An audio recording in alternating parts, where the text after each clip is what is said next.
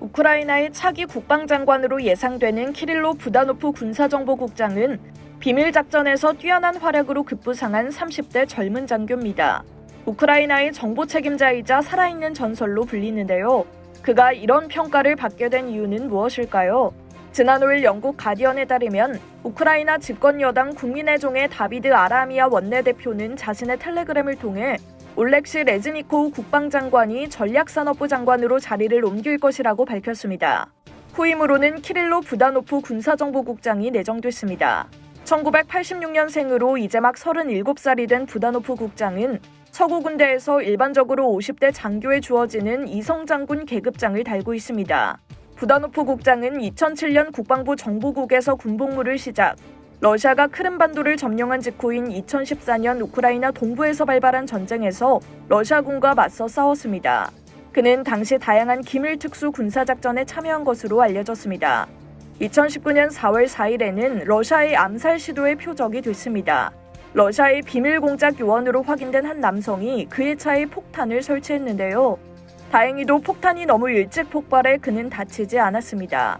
정보국에서 오랜 기간 군 생활을 한 만큼 그의 정보력 또한 뛰어난데요. 러시아의 침공 일자를 몇 달 전부터 정확하게 예견한 것이 대표적입니다.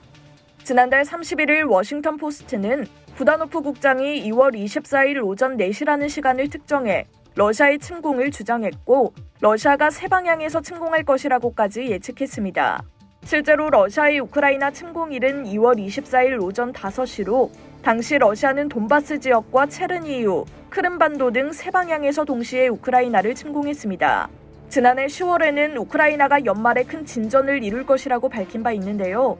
그의 예측대로 우크라이나는 11월 헤르손을 탈환하는 데 성공했습니다.